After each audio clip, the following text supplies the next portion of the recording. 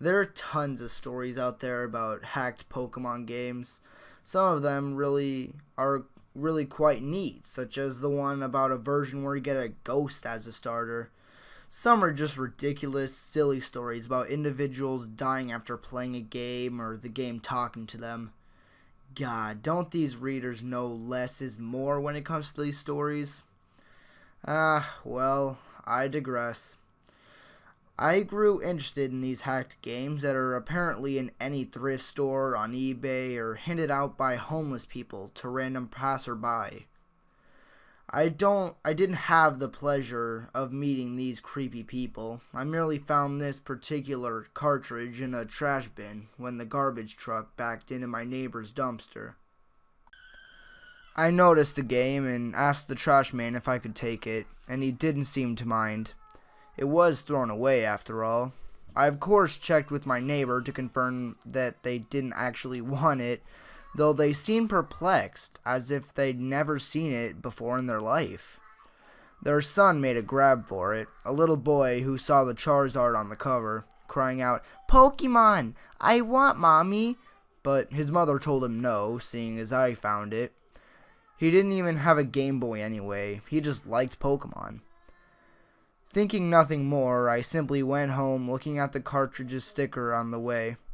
Just a plain old red version, the sticker torn slightly across the Charizard's neck, but that was expected from such an old game. I had blue version as a kid, so I was a bit eager to see the albeit minimal differences the red version had. I was rather disappointed by what I saw when the title screen showed up. Pokemon, Strangled Red version. Well, dang it was a hack. Hacks were neat and all, but they had zero monetary value. The original's quite valuable by now. And I wanted to play Red anyway, not this crap. Oh well, it was free, might as well try it. The name was odd, however. Strangled Red? That made no sense, not even in a morbid description of someone being asphyxiated, as people turn blue when choking, not red.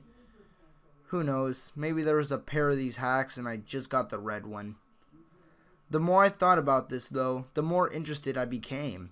My initial disappointment turned into curiosity. I wanted to know what the creator had made, and I was going to note everything I saw. The first oddity I noticed was that the start screen had a Charizard next to the trainer instead of a Charmander. Also, the Pokemon never cycled through like the original versions did. It just stayed Charizard, even after 5 minutes of waiting. Shrugging, I hit start, noticing there was no Charizard cry as I did, like there was supposed to be. I saw there was a continue option, so I figured I'd do what everyone else did with used games and see what the previous owner had done. No. I blinked in surprise. No? What do you mean, no?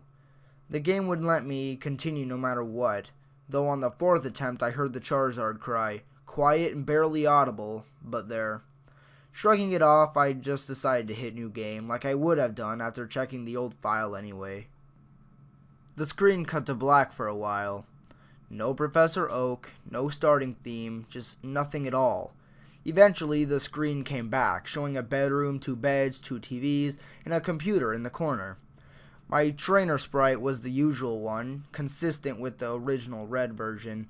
I was curious as to why it didn't ask my name, though that was answered as I reopened the pause menu, noticing my trainer was named Steven. No, this isn't my real name or some stupid crap like that. This game isn't self-aware or haunted. At least not that I know of. It just had a name chosen already. Curious, I saw he had the starter amount of money. No badges. He didn't look like Red though. His hair was longer, almost reaching halfway down his back. Red's usual smile replaced with a confident smirk. Honestly, I found this sprite much cooler than Red. Next, I checked out his Pokemon, a single Charmander, level 5, named Mickey. Nothing was odd about it, or should I say her, with the name and all. She had beginning Charmander stats, only knew Scratch and Tail Whip, basic stuff. The game seemed relatively normal. Returning to the game, I walked about the room, noticing Steven's long hair was present on the back of my trainer sprite when my back was turned to the camera. I didn't recognize the house, but I descended the stairs to see more. Downstairs was another trainer who spoke to me the instant I came down. Mike. Ready yet? Steven. Yeah. I assumed this Mike was my rival, pre-decided for me. A replacement of Blue, most likely, though I thought back to the bedroom having 2 beds, realizing they weren't just rivals, they were brothers. They talked back and forth, basic Pokemon dialogue, become a Pokemon master, catch 'em all, stuff like that, before having a little argument over which is better, Charmander or Squirtle, which of course led to the introduction battle, like the one versus Blue in the lab. Simple enough, scratch, tackle, till I won purely for having the first turn.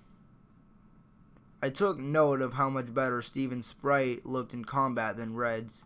A different pose, his hair looking like he was blowing in the wind. A brief, minor upgrade, but still much nicer. I left the house after some more banter with my quote-unquote brother, stepping out to the Pallet Town theme. Going to the east, I found this was indeed Pallet Town. The house was just simply on the outskirts to the west. I noticed there was no mysterious grassy field like in normal Pallet Town. Wandering about, I decided to check in on Red's home. His mother was inside when I talked to her. She commented on how handsome Steven looked, hoping her son would look up to him as a role model for when he became a trainer himself next year, which of course led me to realize this game took place a year before the original Pokemon. Red was even upstairs, playing SNES in his room, commenting, "I'm gonna be the best too when it's my turn." I was starting to like this hack. It was interesting, a completely new adventure, a different character. Hell, Steven even seemed to have a history with the people in this town, a reputation, a personality beyond a silent protagonist. The people in town seemed to talk to him as a person, making conversation, not just spouting tutorial crap. Even Blue's sister had new dialogue. They seemed to be in a relationship too, as the dialogue ended with a kiss and a heart over her head. Professor Oak simply wished me well, giving me a Pokedex to aid my adventure. He wasn't giving it to me to be the reason behind the adventure, like every other Pokemon game out there. He gave it to me out of kindness, something to help me on my way, a gift. I was liking this more and more with each second. The game seemed to have an actual story now. I was somebody, not just a cookie-cutter protagonist everyone could be, not just some blank sheet that could be replaced without notice. The story was different, though the actual gameplay remained unchanged. I went north like I was supposed to, went from town to town, collected badges, received praise from the leaders. Steven's fame even seemed to spread, as some NPCs would talk like they knew him. I used Mickey for every battle, and she was growing surprisingly fast. She handled Brock with ease, even pounded Misty with no trouble at all. She wasn't as adversely affected by super effective attacks as others. She did more damage than a regular Charmander. She was a veritable powerhouse. She even became a Charizard at the mere level of 25. Not bad at all, I must say. Things started to get weird though as soon as I reached Lavender Town. I know, Lavender Town is the focus behind every creepy story and the like, but it was the only place that was noticeably different. There was no Team Rocket invasion, which I found odd, though I did remember this was a year in the past, so the invasion wouldn't occur until Red's time. I tried to enter the Pokemon Tower, aiming to get a Ghastly, but that's when it got odd. Steven, I have no reason to be here. Steven wouldn't go in the Pokemon Tower no matter what I did. This was weird. I mean, hell, there are millions of places in Kanto you really have no need to be. Little random houses with nothing but children NPCs, for example. Why was it here that Steven wouldn't enter? With the shrug, I figured I wouldn't need a Ghastly, seeing as Miki could handle anything. So I simply went on my way. Lavender Town serving no purpose other than a passageway with a Pokemon Center. The game progressed normally from there. The remaining gyms fell, and eventually I made my way to the Elite Four and defeated them. As with Blue, my brother, Mike, was there before me, initiating the championship battle, which Mickey swept with ease. The aftermath of the battle was quite pleasant, none of the tension that was present between Red and Blue at the end of their match. The brothers congratulated each other on their progress and shook hands, before the screen went white. No Hall of Fame, nor any credits. When the screen came back, it was at the house again, the two brothers sitting at the computer, conversing with each other. Steven: I don't want to. Mike: Come on, I just gotta borrow her for a second to finish the Pokedex. The entry won't register unless she recognizes me as Master for just a second. Steven: But she's my Mickey. Mike: I promise I'll give her back. Come on, please. Then a selection appeared. Yes, no. I was a bit perplexed, so I hit no to be cautious. Mike: Come on, please. No.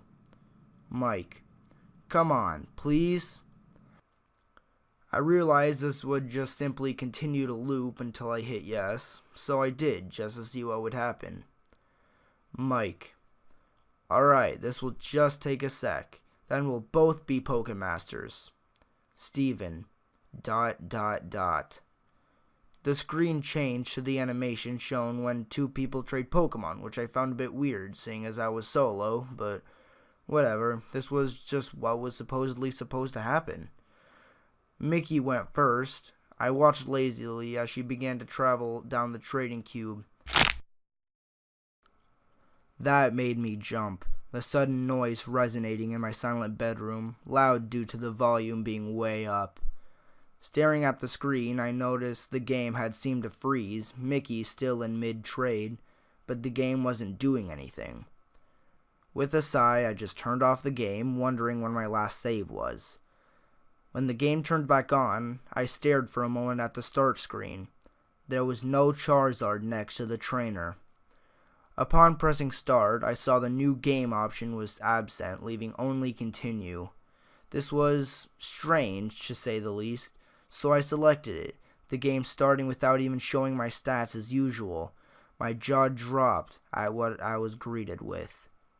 1 year later. The Lavender Town theme came first, playing its normal way. The screen slowly fading in from blackness. Steven was in the Pokemon Tower, which made the music even stranger, seeing as the tower had its own theme.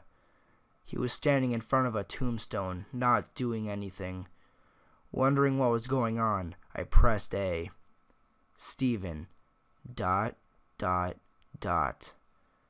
Confused, I tried walking, realizing I was indeed in control at the moment. I brought up the pause menu and checked my party. Mickey was gone. Not just Mickey, all Pokemon. He had nothing. The Pokedex was absent from the menu. His bag was empty. Honestly concerned now, I checked his trainer card. He had no money. He had no badges.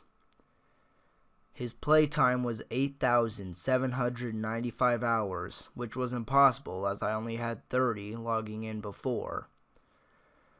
But that wasn't the strangest part. His picture, the picture of the handsome, confident trainer, was different. His eyes were blank, his face turned slightly down. That smirk of his was gone, replaced by a lack of any expression at all. That long hair of his, before in a perfect perm, was now messy and unkempt. I couldn't look at him anymore. Closing the menu, I went to move out of the tower, but with every step I took away from the tombstone, the screen flickered, like it did when a Pokemon was poisoned. Gulping, I brought up the trainer card again. His picture is getting worse. Every step I took, he hung his head more and more. His shoulders slumped. He bent over. By the time I had exited the tower, he was on his knees, hands on his face. his hair draped across him. I had guessed already what was going on, but this clinched it. I began to put some things together in my mind. I had always wondered why there was no champion in the original games besides your rival. Why is it you, the protagonist, had to beat your rival when he just waltzed in, no previous champion to challenge? Then it struck me. The answer was right there. The previous champion gave up. His precious Mickey was already dead, and with her, so died part of him. His Pokédex, the other Pokemon, his badges, his fame, all of it. He threw it away in that year, the year that I missed, the year where all those hours came from. I even did the math. There is 8,765 hours in a year. Add that to my 30 from before, and it matched up. Even so, the game kept going. There should have been an ending, I thought. I mean, what else was there to do? I had no Pokédex, no Pokemon, not anything. What was I supposed to be doing? I talked to everyone in the town. They all said similar things. Are you okay? Still mourning, I see. Everything will be all right. Please, is there anything we can do? Stephen never replied to them, and they all simply said the same things over and over.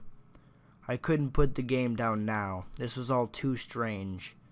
Curious, I headed off into the tall grass and eventually got into a battle with a Rattata. No Pokemon was sent out, just Stephen's sprite. I was wondering how I'd battle. Wild Rattata left you be. The battle ended without anything happening.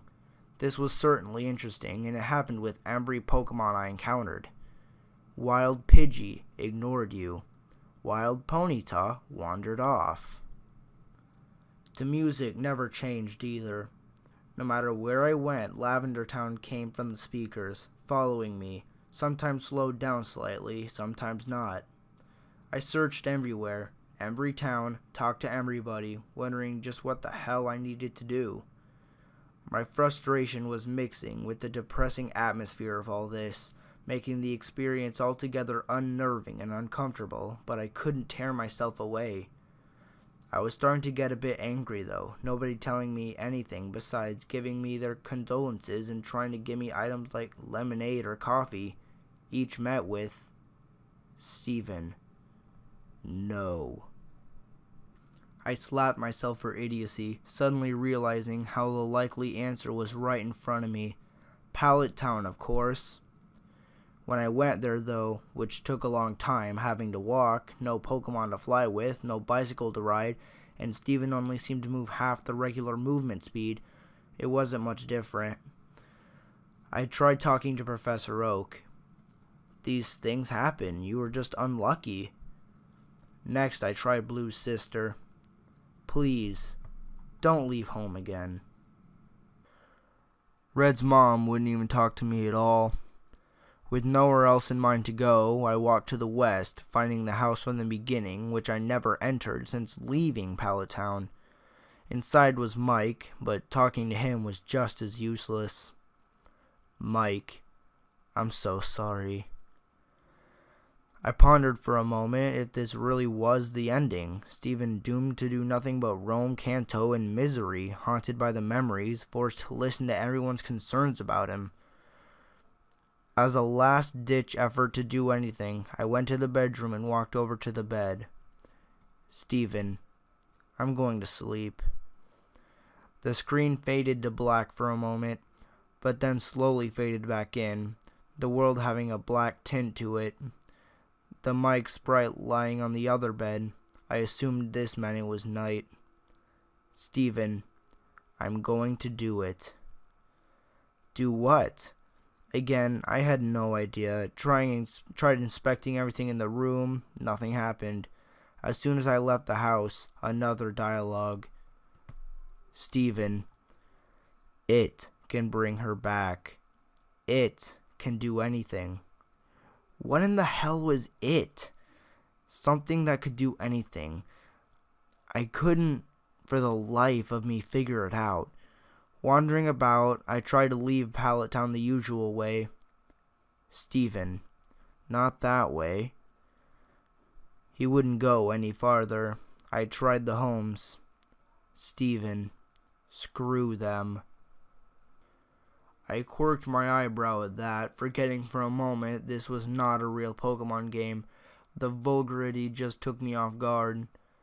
I continued to look around, but there was nowhere I could go, until I accidentally stepped down the ocean, and Stephen walked right in.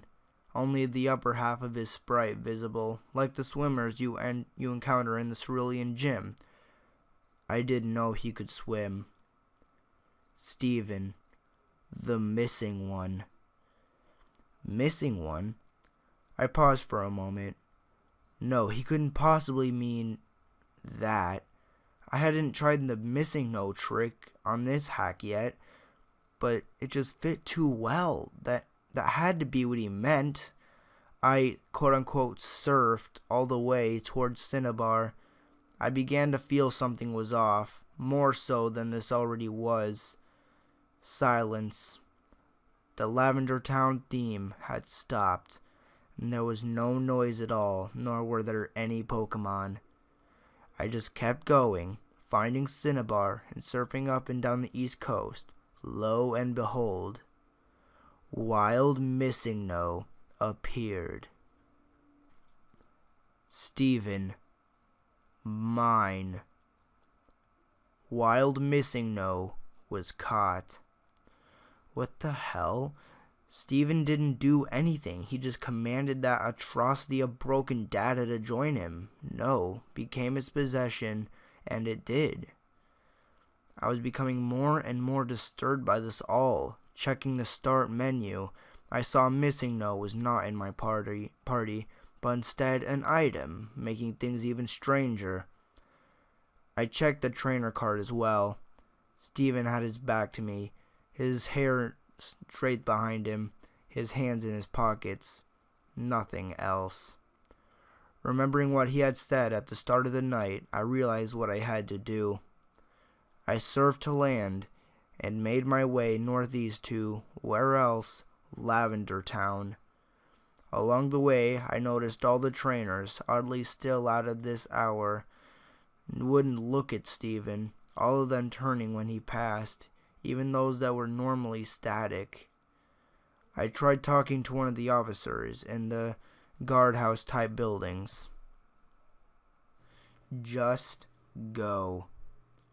They all said the same thing, though one sent chills down my spine. Sometimes dead is best. My hands were sweating by this point. Stephen was about to try the impossible, something that one would see as a crime against nature, which many of these people shared that opinion. I steeled myself, it's just a game, and I was going to complete it. It took an eternity to reach Pokemon Tower, but I got there eventually. Taking a deep breath and heading toward the tombstone, I remembered which one, the image of Stephen standing there before it was burned into my mind after all. First, I tried inspecting it. Stephen. Mickey. Nothing happened. With a gulp, I opened the menu and selected Missing No from the bag. Oak. Stephen, don't use it. I was reminded of when Professor Oak would magically tell you that you couldn't use a key item somewhere, like when using the bicycle in a building, though the message this time was different. Even worse, Stephen responded to it. Stephen, in a world that cheated me, why should I play fair? Stephen used it. In the dialogue box, a ton of dots appeared after. Then another dialogue appeared. Stephen obtained MA $! What in God's name did I obtain? I couldn't tell you, because my game took away my control. Without my input, Steve began to leave the tower on his own, walking single step by single step. The Lavender Town theme started again as he left the tower and began his excruciatingly slow journey against my will. Every time he crossed one of the borders where the music would change, it progressively got slower and more disturbing. By the time he reached Cerulean City, it was demonic rumbling. I just stared, watching him, trying to guess where he was going. But it was getting more and more obvious. He was heading to Pilot Town. The music had all but stopped when he got there, playing single note by single note. He went exactly where I had guessed, right to his own house, inside and up the stairs. At this point, there was no music. Stephen moved step by step, stopping at his brother's bed, turning to face him. At first, I thought the game froze. He didn't do anything, just simply stood there, and I couldn't move him. I did, however, find out I could open the pause menu. I was terrified to look, but I couldn't stop myself. I selected his trainer card. There was a low growl noise, like a distorted Pokemon cry. Stephen was looking at me again, directly at the screen. He was hunched over, his bangs obscuring his face. His hair was wild and feathered out. Between his bangs, there wasn't even a face at all, just black, two red eyes looking straight forward, a white grin contrasting with the darkness. That wasn't all. His name was now S!3V3N. I couldn't look away, my eyes glued to his, not breaking contact for some time. My vision was getting blurry until I couldn't see very well. My face grew wet. I was crying like a baby. There was nothing I could do to hold back the tears. I was with this boy from the start. I built him up to greatness and then was forced to watch his decline after a tragic accident. And now he was this thing, this abomination. I watched him go insane. Halting my tears, wiping my eyes, I clawed out of the trainer card and tried to save the game, wanting to just quit. The game informed me this was impossible.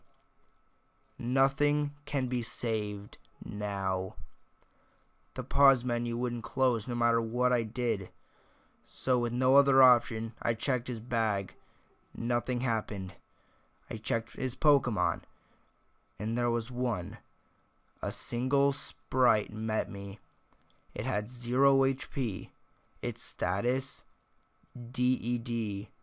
Its name, M at $. I selected it, and I was greeted with 4 options. I selected status. It's her. Switch. Never. Close. No. Strangle. My fingers shaking, I selected Strangle, and the menu closed, showing Stephen in the room again. S!3V3N. Goodbye. Snap. The game shut itself off. I was more dumbfounded than frightened. In a fit of shock, I turned it back on. The title screen showing the manic S!3V3N and a horribly glitched Charizard. I pressed start, then continue. All I saw was a zoomed out view of Pilot Town, showing Stephen's home in the west, tall grass surrounding it, those immovable stones blocking it from the rest of the town. The image was completely static, no music, no movement, before fading to white, going back to the title screen. It was how it has been when I first popped it in, a trainer and a Charizard. I attempted to hit continue. No.